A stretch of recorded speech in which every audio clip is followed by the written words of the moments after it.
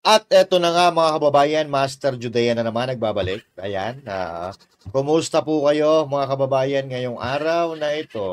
Okay, at syempre ngayong araw pag-uusapan po natin yung mga in-demand na balita, yung mga kaganapan na nangyayari sa ating lipunan katulad na lang halimbawa ng pag-uutos ng presidente ng Pilipinas ng tawag dito, courtesy resignation ng kanyang mga gabinete. Walang hiya. Oo. Matatapos na lang ba itong termino nyo sa kapagpalit-palit ng mga gabinete? Oo. So, yan po ang utos ngayon, mga kababayan. May mga tatanggalin ata. Oo. Kaya nagkakaroon ng rego doon. Oo. Pero ang tanong dito, sino ba dapat ang tanggalin? Sino ba dapat ang mag-resign? Kasi mga kapatid, ito lang katulad sa bahay. Oo. Kung magpapalit or magre-renovate ka ng bahay, kung papalitan mo lang bintana, papalitan mo lang pader, okay? Papalitan mo lang ng pinto, papalitan mo lang ng bubong, yung pundasyon mahina pa rin, wala pa rin kwenta yan. Oo. Hindi, wala pa rin tibay na maaasahan. Oo. Not unless kung magiging matibay ang pundasyon. Paano magiging matibay? Baguhin mo, diskarte mo. Oo. Baguhin mo ang mga pulisiya mo. Oo. Huwag palang tutay lang tutay. Oo. Bakit nagkakaroon pa ng mga ganito, ng mga courtesy resignation? Bakit hindi mo ba kaya? Oo. Na magtanggal ng gabinete mo? Natatakot ka ba? Nahihiya ka ba? Nakikisama ka ba? Wakala ko ba pagdating sa panunungkulan, sabi ni Auntie Claire, dapat para sa taong bayan, hindi para kung sa kapakinabangan ng kung sino mang personalidad. O dito sa dinadaan ninyo sa courtesy resignation, no? Para kung halimbawa, yung ayaw nyo na gabinete, tatanggapin nyo yung resignation. Pero yung gusto nyo pang manatili dyan, hindi nyo tatanggapin. Oo. Ganun lang kasimple yun, di ba? O bakit hindi mo kailangan pa ng courtesy resignation? Hindi mo na sabihin, hoy, ikaw, hindi ka nag-perform dyan sa ahensya mo. Tanggal ka na, papalitan na kita. Dapat ganun. Yung courtesy resignation, no? Pangsupot yan. Pangsupot yan ng mga moves. Oo. Pag-uusapan natin yan pagkatapos nito. Banateros ay hindi magigiba. Banateros ay hindi nag-iisa. Banateros ay kami walang iba. Banateros hanggang sa huli naming hininga. Yan ang banateros, walang inuurungan. Pag tama palakpakan, pag mali ay babanatan. Yan ang banateros, boses ng ordinaryong Pilipino. Banateros ay walang makakaawan.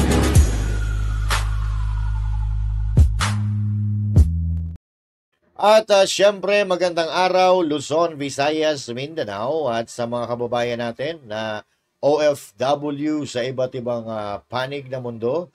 Magandang araw po sa inyong lahat. Okay? Welcome! Welcome back dito sa Master Judea Channel, ang channel na walang kwenta. Pero ganun pa man, kahit walang kwenta, syempre, huwag kakalimutan na mag-like, mag-share at mag-subscribe para lahat tayo ay masaya. Yan, di ba? Okay! At ang sabi ko nga kanina, mga kababayan, nag-anunsyo ang presidente ng courtesy resignation para sa kanyang mga gabinete. Hindi na kailangan ito. Hindi na kailangan ito kasi magkakain pa ito ng oras imbis nagtatrabaho yung ibang mga gabinete na okay naman ang kanilang performance. Siyempre, gagawa-gawa ka pa ng resignation letter. Magugulo pa yung mindset mo na imbis nagtatrabaho ng dire-diretso. Siyempre, maaantala dahil dito. Kakabahan ka dito Kung lahat kayo pinagsusubmit ng resignation letter, kakabahan ka dito kasi isipin mo na, baka matanggal ako. Baka i-accept yung courtesy resignation ko, di ba? So, imbis na sana, dire-diretso, not unless na wala talagang ginagawa ang mga ahensya na inahawakan ninyo. Diba? Na dapat sana, rekta, ikaw, di ka nagtatrabaho, tatanggalin na kita, papalitan na kita. Magbibigay ka dapat ng warning, ikaw, dyan sa ahensya mo, wala ka, hindi ka nagpe-perform, kailangan mag-step up tayo. Kailangan may maramdaman ng mga Pilipino. Dapat ganun. Dahil bibigyan kita ng isa pang buwan. Pag wala pang nangyari, tatanggalin na kita dyan. Hindi yung gagawa ka ng mag-aanunsyo ka, courtesy resignation, na yung ayaw mo, tatanggapin mo yung resignation, pero yung gusto mo, napapakinabangan mo, nakakatulong sa'yo, lumuluhod sa'yo, sumusunod sa'yo, hindi mo tatanggapin yan, panigurado. Diba? So, ito nga ang problema, mga kababayan. Ito, para mayroon tayong pagbasihan sa ating pinag-uusapan, pakinggan muna po natin. Ito, si Arnold. Kapapasok lang po na balita, pinagbibitiw ni Pangulong Bongbong Marcos ang lahat ng kanyang cabinet secretaries.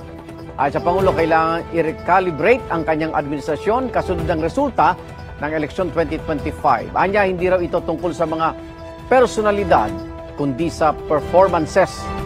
Kailangan niya raw desisyonan kung sino-sino ang mananatili base sa kanilang performance sa kanilang ahensya. Tiyak ng Pangulo na hindi naman daw nito maantala ang anumang serbisyo ng gobyerno. May dalawa dyan na ano. Ano? May dalawa na babay na So may dalawa daw na babay na.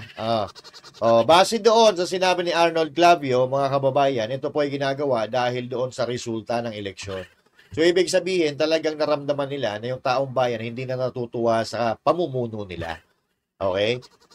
Aminado sila. Kaya nga valid yung panawagan na manual recount kasi sila nga mismo ramdam nila 'Di ba? Ramdam nila na malakas talaga yung Duterte candidates na kung hindi nagkaroon ng irregularidad, baka lahat yan ng 10 niya panalo yan. Kaya nga napakahalaga na mapagbigyan itong panawagan na manual recount at ipinananawagan natin yan hanggat hindi nila pinapayagan at hanggat hindi nangyayari. Okay? So katulad na lang halimbawa nito, mga kababayan, So, ang tanong dito, sino ba dapat ang mag-resign? Yung mga gabinete ba o yung pinuno? 'Di ba? Kasi kung matatandaan natin, nung first 100 days ni Marcos Jr. sa kanyang pwesto, kaya daw wala pang nagagawa o nailalatag na plano ang kanyang gobyerno dahil naghahanap sila ng mga dekalibreng gabinete na makakatulong niya sa pagtatrabaho. 'Di ba? Nangyari 'yon, 'di ba? At kung matatandaan din natin, nagkaroon na ng regu doon a few years after na magpalit siya ng mga gabinete. Di ba? Nagpalit na siya ng gabinete. Natatandaan ko, nagpalit na siya ng gabinete after ng first zone na ata yun or second zone na nagpalit siya, if I'm not mistaken. And here we are now. After 3 years, wala pa rin nangyari. So, ibig sabihin, sablay lahat ng mga gabinete na pinaglalagay mo dyan sa pwesto. Diba? Nag-anunsyo na naman ng mass resignation, courtesy resignation. So, ito po ay pagpapatunay, mga kababayan, na aminado sila na talagang ineffective ang kanilang gobyerno. At inamin na rin mismo yan ni Pangulong Bongbong Marcos doon sa podcast ni Katunying dahil wala daw nararamdaman ang mga Pilipino sa kanilang ginagawa bilang tagapagtrabaho o trabahador sa gobyerno. So eto, tatanungin ko kayo. Tatanungin ko kayo, real talk. Sino-sino ba ang kilala nyo na gabinete ni Marcos ngayon? Sino-sino ang kilala nyo? Meron dyan mga kilala nyo, mga ilan-ilan, mabibilang lang sa daliri ninyo, sa isang daliri na kilala ninyo. Pero the rest is history. Unpopular. Diba? Unpopular yung iba, hindi nyo kilala. Hindi nyo kilala. Samantalang, nung panahon ni Pangulong Duterte, halos lahat ng kanyang gabinete kilala nyo dahil bakit? Bakit? Lahat sila sikat. Lahat sila nagpe-perform, nag-aangatan sila lahat, nagbibit-bitan sila pataas, lahat may programa, lahat may proyekto, lahat sila nagre-report kung ano ang development ng mga proyekto na nakaatang sa kanilang balikat noong panahon na yon. Pero ngayon, wala. Wala tayong maramdaman, mga kababayan. Wala tayong maramdaman dahil nga, wala silang inire-report sa atin. Etong si Claire Castro ang inire-report kung ano kalagayan ni Duterte, kung ano ang opinion niya kay BP Sara Duterte, kung ano ang opinion niya sa mga detractor ni Marcos Jr. So wala naman silang nire-report na achievements or nagagawa ng gobyerno. O marami daw nagagawa pero wala namang pinapakitang pruweba. 'Di ba? So, itong courtesy resignation, mga kababayan, this means that they are not performing. they are not performing. So, bakit ka magtatanggal? Bakit ka gagawa ng move na courtesy resignation kung nagpe-perform itong mga ito? So, this means na meron talagang problema. Meron talagang hindi maramdaman. Pero, kahit palitan mo pa ng palitan yan, lahat, at matitira pa rin dyan sa pinakamataas ay mahina, wala pa rin kwenta. Wala pa rin mangyayari. 'Di ba? So, imbis na sana na hindi naaantala ang mga trabaho ng mga gabinete ngayon, na kung nagtatrabaho sila, maaantala kasi iisipan nila, gagawa sila ng resignation letter, courtesy resignation letter, at yung mindset nila mababago. Imbis na nandun nakapokus sa trabaho, mag-ano sila ngayon kakabahan sila, magkakaroon sila ng doubt, o baka bukas matanggal na ako. Baka tanggapin ni Pangulong Bongbong Marcos yung courtesy resignation ko. Ganun po ang magiging mindset. Not unless may ginagawa ka talaga diyan sa ahensyang inahawakan mo at maayos ang pagpapatakbo ng ahensyang inahawakan mo. Pero the fact na walang nararamdaman ang mga Pilipino, and in fact, mga kababayan, yung ibang ahensya dyan ay binabatikos ng mga sambayan ng Pilipino, talagang may problema po tayo. Pero, of course, meron dyan, mga kababayan, na manghihinayang doon sa kanilang mga pwesto dahil bibihira na ito no? Bibihira lang ang pagkakataon na makakapasok ka bilang isang gabinete ng isang gobyerno. Kaya meron dyan manghihinayang at meron dyan talagang taos-puso na kanilang tatanggapin yung inuutos na ito ng Pangulo. No? Pero tingnan natin, mga kababayan, kung sino na ba ang mga nag-resign. Ito ang mga listahan kung sino na po ang mga nag-resign, nagpasa ng kanilang mga courtesy resignation. So, ito po, ito po mga kababayan, yung may 20 na po ang mga nag-file ng courtesy resignation, at yung iba dito, hindi mo kilala hindi mo kilala po ang iba dito. Katulad nito, Romando Artes, hindi natin maano yan, na MMDA chairman pala. Ito, DICT Secretary, Henry Aguda. That's unpopular name. Ito si Bienvenido Laguesma, Jose Benitez, Arsenio Balisacan, Frederick Go, Conrado Estrella, Rafael Lotelia. Hindi natin niya kilala. Until ma-post ito. Ito pala yung mga gabinete ni Marcos. Yung iba dyan, kilala natin. Yung iba. Pero, ang gusto ko lang ipaintindi dito, ang ibig ko lang sabihin dito, hindi katulad nung panahon ni Pangulong Duterte, di ba? Noong panahon ni Pangulong Duterte, halos lahat ng gabinete ay sikat, lahat popular, kasi marami silang ginagawa na talagang nakakaantig o nakakapagbigay ng impact dito sa mga Pilipino. Di ba? Pero ngayon, mga kababayan, ano na? May naramdaman ba tayo? Wala. Oo. So, hindi nyo kilala yung iba dyan. Kasi nga, unpopular sila. Wala silang naramdaman natin na ginawa. Not until i-post ko yan ngayon. Diba? So, yun ang problema natin. Kayo, na nandyan, nanonood ngayon, sa tingin nyo, sino ba ang dapat na mag-resign? Diba? Sino ba na ang dapat mag-resign? Yung mga gabinete o yung pinuno? Kasi, meron naman na magre-resign mga kababayan. Siyempre, utos ng presidente yan. Susunod talaga sila dyan. Katulad lang halimbawa, nito, ni Boying Rimulya, siya po ay nagpasa si Presidente na ng courtesy resignation sa lahat po ng cabinet secretary. Ano na po yung naging action niyo po dito? Kausap ko lang at siyempre, willing naman tayo We'll comply. Comply tayo.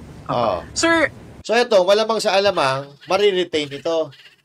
Mariretain ito kasi nga, tropa-tropa to sila yung mga dahilan kung bakit nandun na sa dahig si Pangulong Duterte. Sila yung mga dahilan kung bakit binaboy yung Kingdom of Jesus Christ. Sila rin yung dahilan kung bakit marami nagagalit kay BP Sara Duterte. Kasi doon sa mga bintang nila na walang katuturan para lang pabagsakin yung mga Duterte. Di ba? medyo sundot ito. But would you know bakit po bigla tayong nagkaroon Meron yan ng kasi ganito? halfway na We're halfway. There's always a review. That's normal. Normal yan Para may free hand lang. Para iba kasi siyempre kanya-kanyang leadership style yan.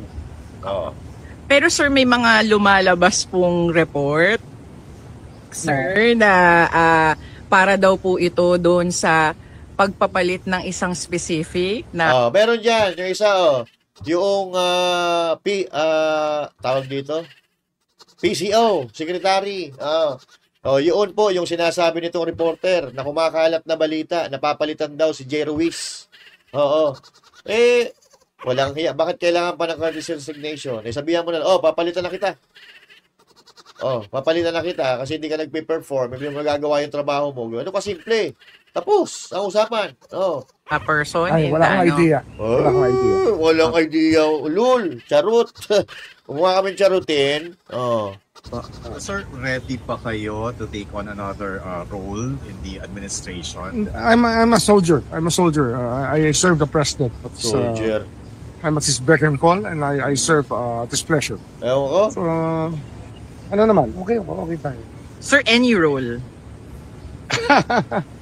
Of course, we're willing to undertake any role. But do you have Sir, do specific... you think it's necessary na gawin mo Pangulo to just to check the performances of every cabinet? I think that it's it's something that's given to him as a leader of this country to have the best people he trusts to keep running the Best people. Unang taon pa lang, sabi niya, naghanap siya ng best people. Nasaan yung best people? You're halfway. You're halfway in your administration. You only have 3 more years to go. But you haven't proved the Filipino people that you are worth the vote of the Filipinos. Di ba? Kasi ngayon, ayaw na nga Ayaw ng mga Pilipino, and that's, nag-reflect yan. Nag-reflect yan doon sa resulta ng boto na kung hindi nga pinakialaman ng COMELEC, baka, walang nakapasok dyan sa mga bata ninyo. Di ba? Dahil lamang na lamang yung Duterte. At ang pruweba dyan, yung absentee voting. Yung mga absentee voters. Yung mga sundalo, mga pulis, mga teacher, at yung mga reporter, yung mga nasa media. Doon pa lang alam mo na kung sino mananalo Pero pagdating doon sa final count na, yung makina, iba yung binuga. 'Di ba? Kaya nga nakakapagtaka. Kaya nga very valid itong panawagan na manual recount. Very valid mga kababayan dahil ang gobyerno mismo ay nagsasabi na hindi gusto ng tao ang resulta. Hindi gusto ng tao ang pamamalakad natin. Kaya nga tayo magkakaroon ng regodon. Diba? Kaya tayo magkakaroon ng pagpapapalit-palit ng gabinete para paghusayan pa ang mga trabaho. Diba? Pero, kung magpapalit ka nga ng mga gabinete, tapos yung diskarte ng pinuno, ganun pa rin walang magbabago, wala mangyayari dyan, mga kapatid. Kung puro show off lang, kung puro press release lang ang gagawin, kung puro pangako lang ang gagawin at hindi na naman alam kung paano i-execute yung iniisip niyang plano, wala po. Kaya nga tayo, nanghihinayang tayo kay Pastor Apollo Sikibuloy. Nangahinayang tayo doon sa kalibre, sa kalidad ng taong ito, si Pastor Apollo Sikibuloy, na napakaraming alam. Wala pa siya sa gobyerno. Hindi pa siya nakakahawak ng kahit anong posisyon sa gobyerno. Pero mas marami pa ang nagawa niya kaysa doon sa mga dekada-dekada na nandyan sa pwesto. Diba? Kaya tayo, hindi tayo nagiging bitter na hindi nanalo yung mga sinuportahan natin. We just want to make sure that the election ay na mapagkakatiwalaan pa natin ang eleksyon. Kasi dito, base sa resulta ng eleksyon at sa movement ng administrasyon, malalaman mo na may mali talaga. Kasi kung patas, malinis, malinaw ang resulta na yan ng eleksyon, mga kababayan, sa tingin nyo, gagawa ng move na ganito ang gobyerno? Hindi. Kasi sila satisfied sila sa mga tao. Sa desisyon ng mga tao sa pagboto. So kung maayos ang kanilang paninilbihan, tama, credible yung mga resulta, wala silang gagawin. Tiwala sila the fact na ganito, mga kababayan, there's something wrong. Diba? So katulad nito, may nagpahayag, natanggap niya kung ano man ang mangyari, pero ako duda ako na hindi matatanggal to. Pero merong kumakapit pa rin ito. Ito, wait lang Oh. Kumakapit pa rin, na parang nagdududa pa siya, no? Ito.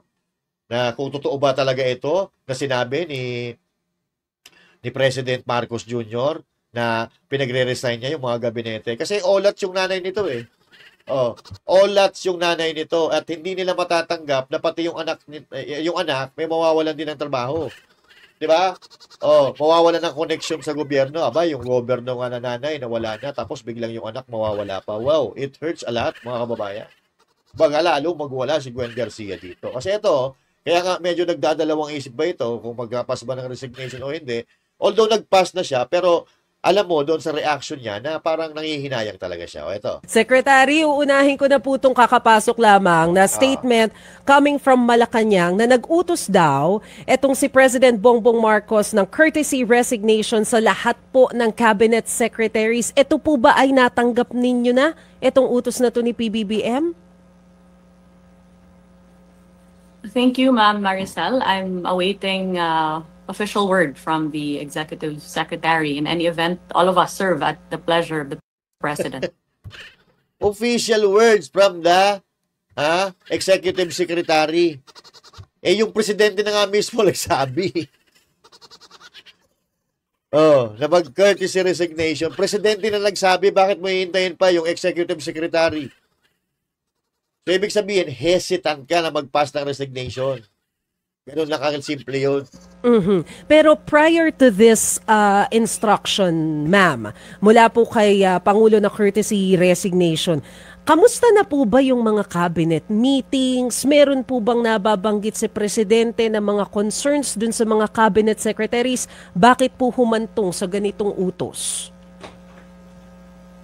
Well, our cabinet meetings have always been quite comprehensive dahil alam na alam naman po ng ating presidente yung lahat ng detalye ng kalakaran ng gobyerno. And he is very involved in every aspect of governance. On the aspect of tourism, he has been very supportive of prioritizing this, especially in terms of improving yung tourism infrastructure natin sa bansa. Dahil alam naman po natin na yung turismo ay isa talaga sa mga economic engines ng Pilipinas. And dahil nga nabigyan ng pansin yung turismo natin at improve yung ating infrastructure, nagkaroon po tayo ng diversified tourism. Infrastructure na improve? Saan po yun? Pakita nyo nga ho sa amin yung infrastructure na medyo sinasabi ninyo. Sige nga po. Sige nga po, mga kababayan. Paki naman, siyempre. Dali. Experiences ay napakarami na pong employed sa tourism ngayon. For the first time, we have employed no less than 9 million and upwards to 16 million Filipinos. Pero Secretary, of course, dahil po dito sa lumabas na courtesy resignation, we are curious kung meron po bang nabanggit si Presidente na mga issues or gustong i-resolve na mga problema, frustrations, particularly po sa Department of Tourism. Well, what I do recall is his frustration with the budget in terms of the difference between what he had originally proposed and what eventually came out. And so on our end, in the Department of Tourism, our budget was slashed in terms of promotion. At alam naman po natin na yung promotions ng ating bansa ay isa sa napaka-importante na aspeto ng marketing ng Pilipinas so we can compete globally. Kaya naman po. So, ibig sabihin, mga kababayan, this person is hesitant to throw a courtesy resignation letter. Diba? At meron pa dyan, mga kapito ko, eto eto, mga kapatid, wait lang Reload. Reload natin. Wait lang. May pakita ako. Wait lang. Nasaan na yun? Eto. Save. Yan. Okay? Wait lang. May kapito ko. Eto. Yan. Kapito ko si si Larry Gadon. Si Larry Gadon, tsaka si Auntie Claire. Okay? O, eto, mga kababayan, ano? Basahin po natin. So, sabi ko sa inyo, meron dyan tatanggapin ng maluwag sa loob, pero meron dyan ng mga kapitoko. Etong si Larry Gadon, wala nga tayong maramdaman dito eh. Imbis na bumaba yung poverty sa Pilipinas, lalong tumataas eh. Tapos ngayon, eto, ang siste, mga kababayan. Sabi dito sa Inquirer, si Rowena Guanzon, mga kababayan, ano? Si Rowena Guanzon ang nag-post nito. Sabi niya, natawa ko ng slide. Okay. Sabi niya dito, Palace Press Officer Claire Castro says Presidential Advisor for Poverty Alleviation Larry Gadon, who said he is not covered by the courtesy resignation order, is also covered by President Ferdinand Marcos Jr.'s directive. Castro says courtesy resignation include presidential advisor and assistants. Oh, Larry, bakit parang kapitoko ka dyan, Larry? Wala ka nang mapuntahan, no? Oh, wala ka na. Maliban doon sa pangungupal mo, yung kakasabi mo ng bobo, wala ka na ibang mapupuntahan kundi din sa poverty alleviation. Kaya, kapit ka na parang toko. Ayan ang sinasabi natin eh. Larry, Gadon, ano na? Oh. So, ano nangyari? Larry. Pero ito, mga kababayan, real talk. Matagal-tagal na rin naman natin pinag-uusapan itong pakikipagbati o pakikipag-reconcile ni Marcos Jr. sa mga Duterte. Di ba? Ito, may panawagan ngayon si Senator Bongo. Pakinggan po natin. Kasi ito, importante po ito.